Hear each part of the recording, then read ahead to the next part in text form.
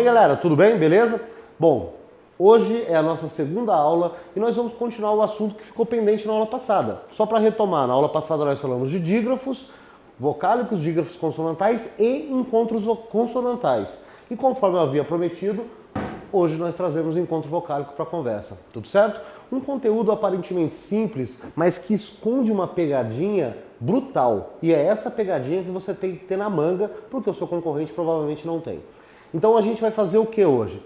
Determinar o que é encontro vocálico, os tipos de encontros vocálicos e essa tal pegadinha. Esse cantinho aqui eu reservei para os meus rabiscos, ok? Aqueles exemplos que aparecem de última hora. E a gente vai compondo esse quadro juntos, ok?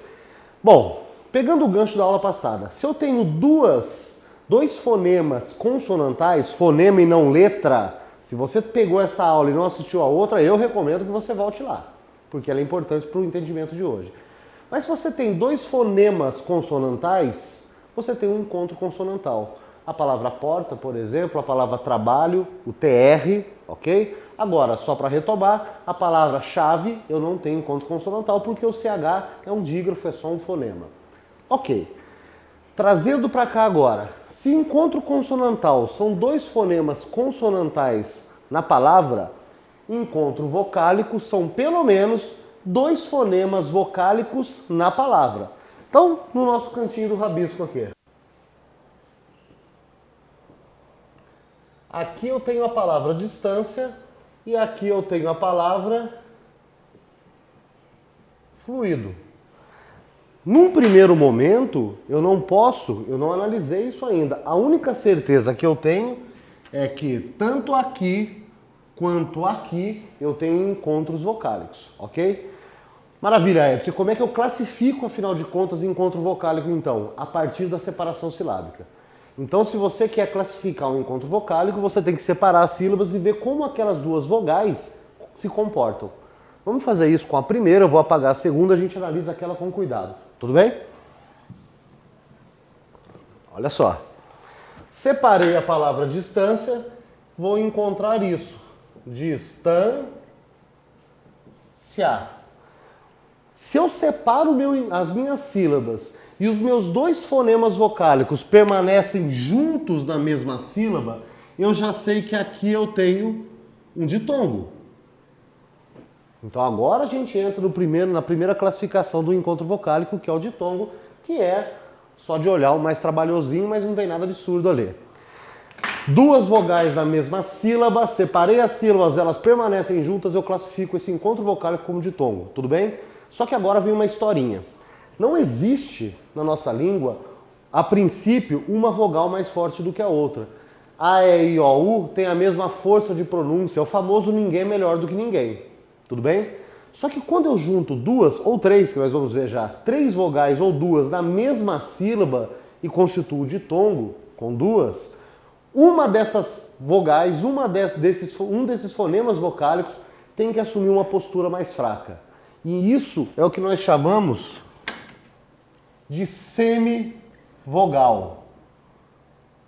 Lembra que semi é um prefixo que quer dizer metade. Lembra do semideus, filho de Deus, de um deus com uma humana, ou de uma deusa com um humano, não importa. Semi quer dizer metade. Então, quando eu digo que um fonema é semivogal, eu estou dizendo que naquele momento ele tem a metade da força da pronúncia da vogal. Tudo certo? E quem é semivogal na nossa língua? Só esses dois. I ou U. Só eles. E repara que eu não estou falando de letra, eu estou falando de fonema. Tudo certo? Então vamos continuar na nossa palavra distância. Duas vogais, que agora eu já sei que um é semivogal e outro é vogal. Qual é a semivogal, pessoal? O I.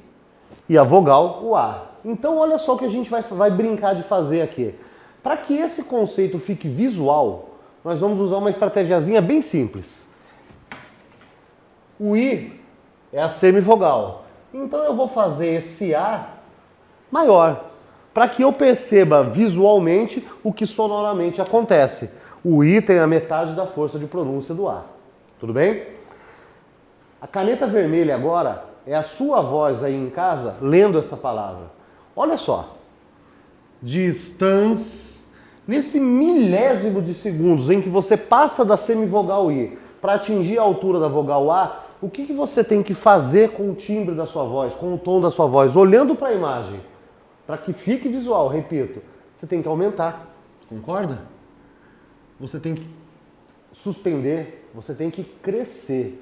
Então, se você teve ditongos crescentes e decrescentes na escola, mas nunca entendeu por que ele tinha esse nome, é por isso. É porque quando você pronuncia um ditongo crescente, o timbre da sua voz tende a aumentar no final do ditongo.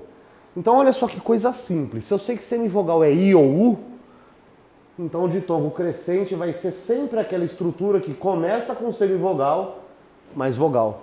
Sempre. Tudo certo? É uma rampa. Ok? Agora, vamos pegar uma outra palavra. Já vou fazê-la separada, ok? Saudade. Se ela estivesse junta e eu não tivesse analisado, eu teria um encontro vocálico. A partir do momento que eu analiso, que eu separo, eu percebo duas vogais juntas na mesma sílaba. Então isso aqui é um ditongo. Qual é a semivogal? Lembrando que semivogal é I ou U. Semivogal é o U.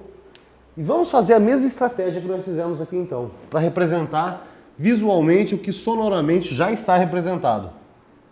Está aqui. Novamente a caneta vermelha é sua voz. Você entra, vamos dizer que você entre alto, você entra com um timbre mais forte para a pronúncia desse A. Mas para atingir a pronúncia dessa semivogal, você não tem que derrubar o tom da sua voz, diminuir, decrescer. Então, se esse é o ditongo crescente, esse é o ditongo decrescente, ok? Então, ditongo crescente, semivogal mais vogal. Ditongo decrescente, vogal mais semivogal. Esse é o mais importante, eu estou sendo muito sincero, porque esse é o conceito, principalmente o ditongo crescente, é o conceito que você usaria para acentuação. Acentua-se os ditongos crescentes terminados em, as paroxítonas terminadas em ditongo crescente, ok? Mas já que nós estamos aqui, vamos ver todos. Vou apagar aqui e a gente ataca aquele cidadão ali embaixo. Aqui nós temos uma pegadinha de vestibular brutal, que há algum tempo atrás FUVEST explorou muito bem. Olha só. Qual é o símbolo da nossa língua que indica som nasal? Se você parar um pouquinho para pensar, é o tio. Tio indica som nasal. Tudo certo? Então na palavra coração, já separada, coração. Lembrando que esse O tem som de U, então ele é a semivogal. Tudo certo? Se esse ão aqui é o meu ditongo e o semivogal fecha, então ali eu tenho um ditongo decrescente.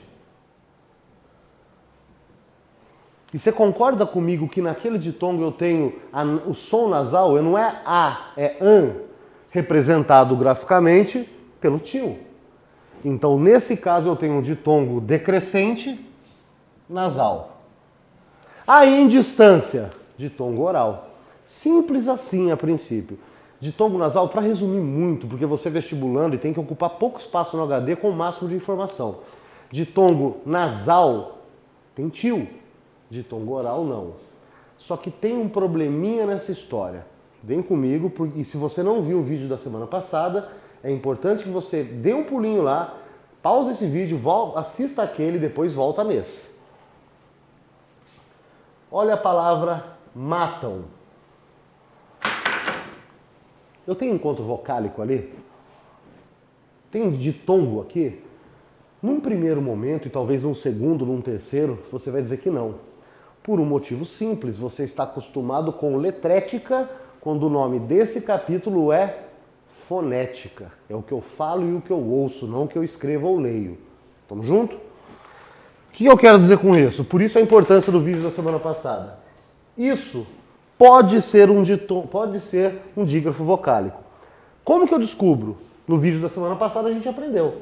Eu abro as barras, se isso aqui for um dígrafo vocálico, eu vou trocar por isso, duas letras por um fonema e a pronúncia se mantém. Então vamos juntos. Matam. Agora olha a leitura. Matam. Faltou um sonzinho aqui, um fonema aqui. E não é o M. O M é letra. Faltou o som do U. Ok? Então olha só que coisa legal. Na palavra matam, eu tenho encontro vocálico e para ser mais específico ainda, eu tenho um ditongo nasal decrescente. Os vestibulares, quando querem, tripudiam em cima disso. E é assim, eu vou te fazer um comentário contigo que eu comento com os meus alunos presenciais. O seu concorrente, medianamente preparado, sabe tudo isso. Talvez ele não saiba isso. E é nesse detalhe que a gente ganha a questão e a gente ganha a nossa vaga. Pelo menos em português é assim que funciona. Então, os meandros da língua. Isso é o diferencial. Tudo bem? Então, eu tenho que estar muito atento para isso, porque não é a letra que conta, é o som. Por isso a importância de primeiro o vídeo anterior e depois esse. Tudo certo. Continuando a nossa história. Então, só para preencher a nossa tabelinha. Ditongo oral, ditongo nasal, com tio sempre. E ditongo aberto e ditongo fechado? Aqui nós entramos no conceito de fonologia. Eu tenho fonemas vocálicos abertos e fonemas vocálicos fechados. É um conceito muito pesado para o vestibulando, porque na verdade esse conceito fonológico não costuma cair em vestibular. Então vamos arrumar uma ferramenta mais prática para que a gente identifique ditongo aberto e fechado de praticamente olhar e dar uma pronunciadinha na palavra. Apagando de novo, hein? Meu cantinho do rabisco hoje está trabalhando. Olha só, eu vou usar 4 palavras que não são acentuadas, de propósito. 4 palavrinhas aqui, nenhuma delas acentuada. Ideia e clarabóia era acentuada anterior à nova norma ortográfica, hoje não mais. Então o que nós temos aqui? Eu não vou separar a palavra toda, porque o que importa para nós nesse momento é só a sílaba com ditongo. Tudo certo? É isso. Aí. Repara uma coisa, nenhuma delas é acentuada, por favor, que isso fique claro. Mas se eu tivesse que manter a pronúncia da palavra boi, eu só tenho 2 acentos na língua portuguesa, agudo e circunflexo. Na palavra boi, qual eu colocaria? O circunflexo. Na palavra clarabóia, se eu colocar o circunflexo, vira claraboia. Então aqui seria o agudo. Na palavra teia, esse ei, se eu coloco o agudo, vira teia. Então ali, se houvesse a necessidade, que não há, seria o acento circunflexo, teia. E na palavra ideia, que já não é mais acentuada, se houvesse a necessidade, seria o agudo. Concorda? Então agora a gente parte desse princípio e aplica isso nos exercícios em que forem necessários. Se o meu ditongo se satisfaz foneticamente com um acento circunflexo, eu falo que esse ditongo é fechado. Se ele se satisfaz foneticamente com um acento agudo, eu digo que esse ditongo é aberto. E aí a gente resolve um problema que é razoavelmente grande, não é tão simples assim, de uma forma mais prática e empírica. Tudo certo, pessoal? Então, só para completar o nosso quadrinho ali, deixa eu tirar esses acentos para que você não se confunda, ditongos fechados e ditongos abertos. Tudo bem com ditongo? Ditongo é isso. Agora a gente vai para conceitos bem mais simples que tritongos e hiatos e encerramos a aula de hoje. Apagando aqui de novo. Pensa comigo, mas nem precisa pensar muito. Ditongo chama ditongo porque ele se refere a dois fonemas vocálicos. Se ditongo são 2, tritongos são 3, ok? E sempre, aí a parte fácil. Semivogal mais vogal mais semivogal. Sempre nessa ordem. Então, a palavra clássica para exemplificar tritongo, Paraguai. Certo? Olha só que coisa fofa, fácil. Semivogal, vogal, semivogal. Tudo bem?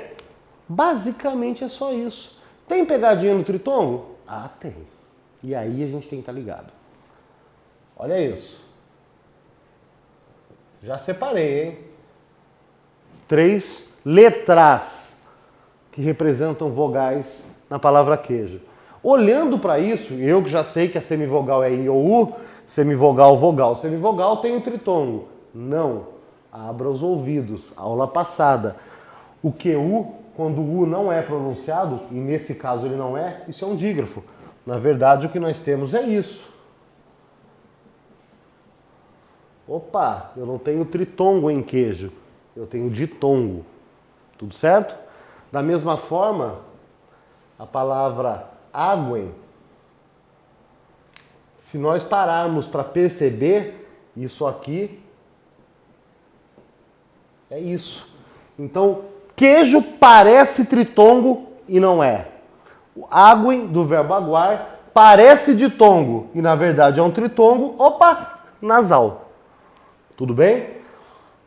Repito, isso é muito importante. Se isso aqui ainda está nebuloso para você, vídeo anterior e aí isso se resolve rápido na sua cabeça. Tudo certo, pessoal? Dito isso, aí acabou. Eu só tenho que estar atento com o possível dígrafo de palavras como queijo e o possível dígrafo vocálico, que nesse caso não é, do em. Tirei isso, tritongo tranquilo. Faltou só o hiato para nós. E o hiato, na minha concepção, é o mais simples de todos. Se nós pegássemos um dicionário e pesquisássemos a palavra hiato, não no dicionário escolar, porque ele tem uma corpora, um grupo de palavras muito focado na escola, então provavelmente ele vai trazer o significado gramatical. Dicionários maiores, hiato quer dizer separação. Machado de Assis usava muito, Virgília e eu só tivemos um hiato, tivemos uma separação. Eu posso olhar para um casal e falar, nossa, eles fazem um casal tão bonito, mas houve um hiato entre eles. Ou um hiato de tempo, uma separação entre um momento e outro. Hiato é separação. Então, olha só. A palavra saída,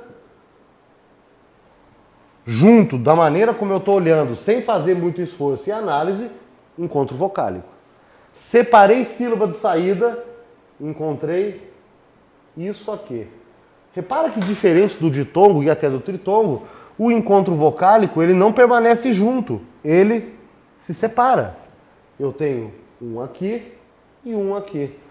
Houve uma separação entre os dois fonemas vocálicos. Separação é sinônimo de hiato. Houve um hiato entre os fonemas vocálicos. Tudo bem? E o hiato é o mais fácil de todos, porque o hiato é o hiato e acabou. Não tem subdivisão, não tem subclassificação, é só isso. Queridos, eu espero de fato que vocês tenham entendido essa aula de hoje. Comentem aqui embaixo com perguntas, com dicas, com críticas, que eu acho que são importantes também. E na aula que vem, nós vamos falar sobre processo de formação de palavras, derivação e composição regressiva e essa coisa toda. Assunto importante também, bastante estrutural, mas que costuma vir nos vestibulares vez por outra. Tudo certo? No mais, eu agradeço a atenção, espero que tenham gostado, fiquem com Deus. Grande abraço.